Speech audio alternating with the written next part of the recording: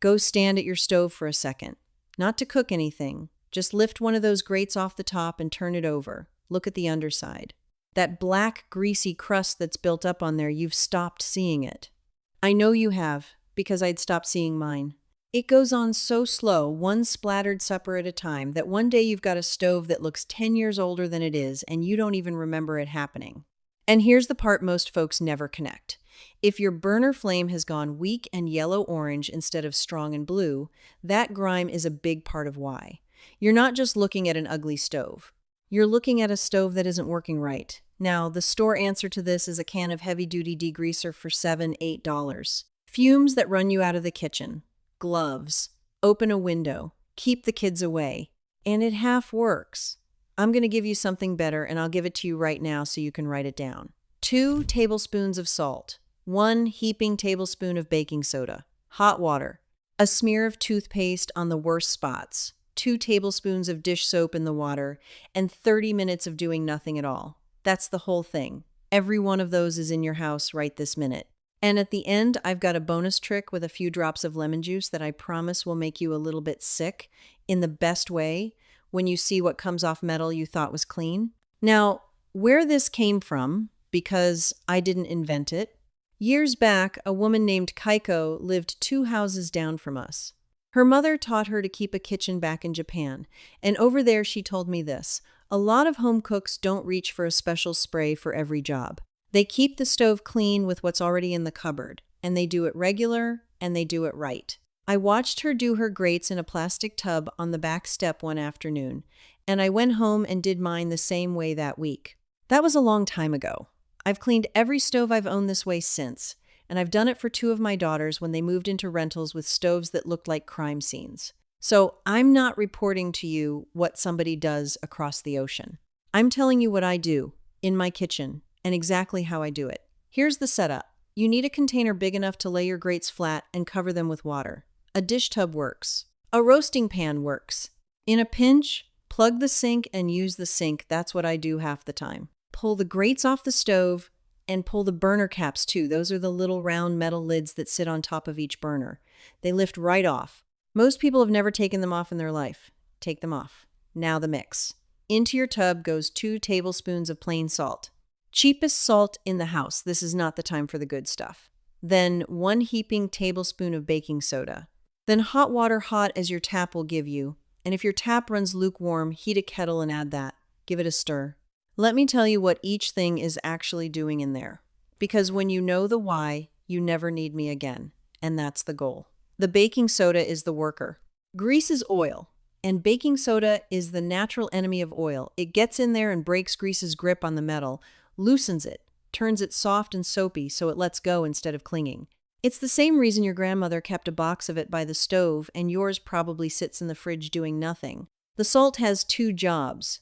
It's grit fine, hard little edges that scrub for you when you go at it with the sponge later, but soft enough that it won't scratch the finish the way steel wool will. And salt in hot water helps pull at the gunk, works it loose from underneath. Between the 2 of them, the soda softens the grease and the salt gives you teeth. And the hot water don't skip the hot part.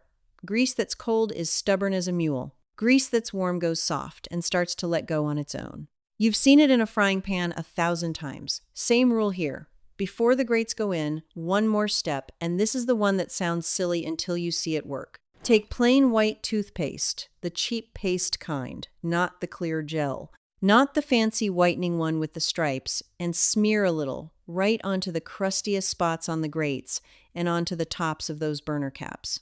Rub it in with your finger or an old toothbrush. Toothpaste is just a very fine polishing grit in a paste, made gentle enough for the enamel on your teeth, which means it's gentle enough for the enamel on your stove parts. It's a metal polish they've been selling you your whole life under a different name. On those burner caps especially, it does something the soak alone, won't it? Brings the shine back, not just the clean. By the way, tricks like this one, where the answer was in your cupboard the whole time, I've got a whole book of them. Every method I use to run this house for less, all written down in one place. It's on my website, and the link is right below this video. Go get it. I won't bring it up again. All right. Toothpaste is smeared on. Now add 2 tablespoons of dish soap to your tub of salt and soda water and give it one gentle, stir gentle, or you'll have a foam party. The dish soap is the hauler. The soda breaks the grease loose, and the soap grabs onto it and holds it in the water so it can't settle back down onto your grates. Without the soap, loosened grease just floats around and re-lands. With it, once grease lets go, it's gone for good. Now lay the grates in. Burner caps too. Push them down so everything's under the water. And then here's the hardest instruction in this whole video. Walk away for 30 minutes. Don't scrub at it. Don't poke it. Don't stand there checking it like a pot roast. 30 minutes. The soak is doing work you cannot do with your arm. That crust took months to bake on, layer over layer. And the hot alkaline water needs time to creep down under those layers and lift from the bottom. People who say soaking doesn't work are people who gave it 10 minutes. Go fold a load of laundry. Wipe down the stovetop itself while it's naked. You'll never have a better chance at it. 30 minutes later, come back. First thing you'll notice is the water. It'll have gone from clear to a gray-brown you don't want to think too hard about. Good. That color used to be on your stove, now it's in the tub. Pull a grate out and go at it with the scrubby side of a regular kitchen sponge. And here's where you'll grin, because grime that laughed at you before, the soak now wipes off like it was never attached. The greasy film comes away with almost no pressure. The stubborn baked crust, the black bumpy stuff needs the sponge and a little elbow, and the salt still sitting in that water is grinding away with you every pass. Work the corners and the underside where the grate feet sit, that's where the worst of it hides. Do the burner caps the same way with the toothpaste already worked in. Those come up bright with barely any effort at all. Then rinse everything under running water until it squeaks. Rinse well. You don't want soap residue burning off the first time you light a burner, because it'll smoke and smell and you'll blame me. Now, I told you at the start I won't oversell, so here's the honest part. If your grates have years of neglect on them, I mean the thick, hard, charcoal kind of buildup, a rental house stove, a stove that's never once been deep cleaned, one soak might not take it all. It'll take most of it, and what's left will be softened. So you do it again. Second soak, fresh mix, same 30 minutes, and the rest comes off. That's not the method failing. That's 10 years of cooking, not surrendering in half an hour. And frankly, that's fair. Regular kitchen, once through, does it. 2 cautions while I'm being honest. If your grates are cast iron, the heavy black ones with the rough, matte finish, this still works fine, but don't leave them soaking for hours and hours. And dry them completely the minute they're rinsed, because wet cast iron rusts while your back is turned. A quick rub with a drop of cooking oil on a paper towel afterward, and they're happy. And if any of your parts are bare aluminum, most aren't these days. But some older stoves know that baking soda can darken aluminum. Everything enameled or steel or cast iron, which is nearly every gas stove out there, doesn't care one bit. Now the bonus trick, and this is the one I'd have led with if I didn't know better, because it's the most satisfying 30 seconds of the whole job. With the caps off, look at the metal ring around each burner, the collar the flame comes out of, and the ring of stovetop right around it. See how it's gone dark? Kind of a brownish, coppery, burnt-looking stain. Most people assume that's just what happens to metal near a flame. Permanent. Part of the stove now. It is not part of the stove. That dark ring is grease that's been cooked on so hard and so thin it doesn't look like grease anymore. It looks like discoloration. And the soda soak won't touch it, because that stuff answers to a different boss. It answers to acid. Cut a lemon. Squeeze a few drops of the juice right onto that dark ring, let it sit a minute, and then rub it with a cotton swab or the corner of a cloth. And watch your swab. It turns brown. Filthy brown. Off of metal you would have sworn was as clean as it could get.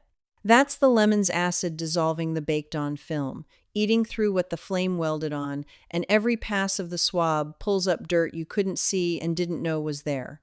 Keiko used to call that the dirt you don't believe in until it's on the cloth, and she was right the first time I did it. I sat there rubbing every burner ring on the stove like a woman possessed just to watch the swabs come up brown. You will too. Keep going until the swab comes away clean and the metal underneath shows you the color it was the day the stove was delivered. Bottled lemon juice works if that's what you've got. Vinegar works too, same idea. An acid but lemon works a touch better on this particular stain and smells like you cleaned instead of pickled. They sell a special cooktop polish for exactly this. Little bottle, $9. don't bother. You just did it with a nickel's worth of lemon. Last step, and don't rush it. Everything dries completely before it goes back on the stove. Bone dry. Towel dry it, then let it sit out a while. An hour is plenty. There are little holes around each burner where the flame comes out, and if water sits in those, your flame will sputter and pop and burn uneven until it dries out, and you'll think you broke something. You didn't. It's just wet.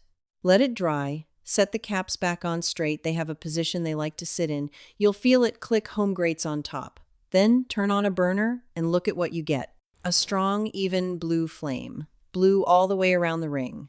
Here's why that matters beyond looking right. A gas flame burns blue when it's getting its air clean and its gas even, with nothing crusted over those little holes choking it down. Blue means the gas is burning fully and hot. That weak orange flame you had before was a burner fighting through grime, burning dirty, burning cooler, taking longer to boil the same pot of water while the meter ticks. So this isn't just a prettier stove. It's a stove that heats faster and wastes less of the gas you're paying for. You cleaned your way into a better appliance. Same stove, just allowed to breathe again. Now let me point at something before you go, because it's worth seeing plainly.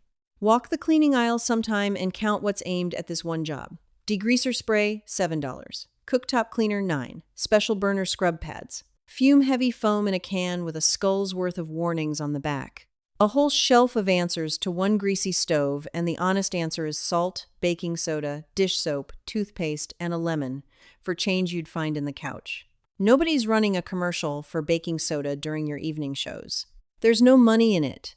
A box costs $1 and lasts a year, and a company can't get rich on a customer who doesn't come back every month.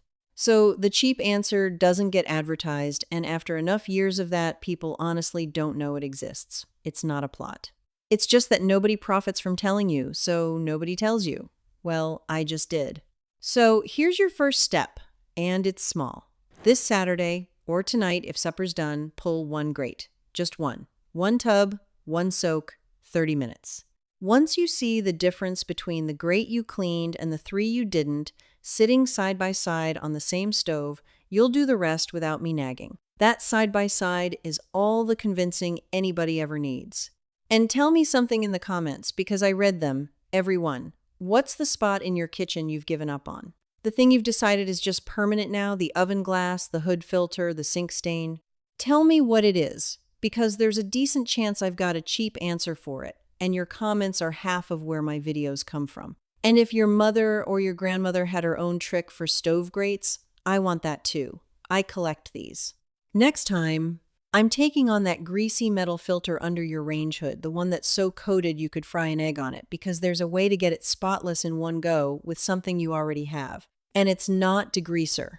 That one shocked even me. Until then, pull that grate. You already own everything you need.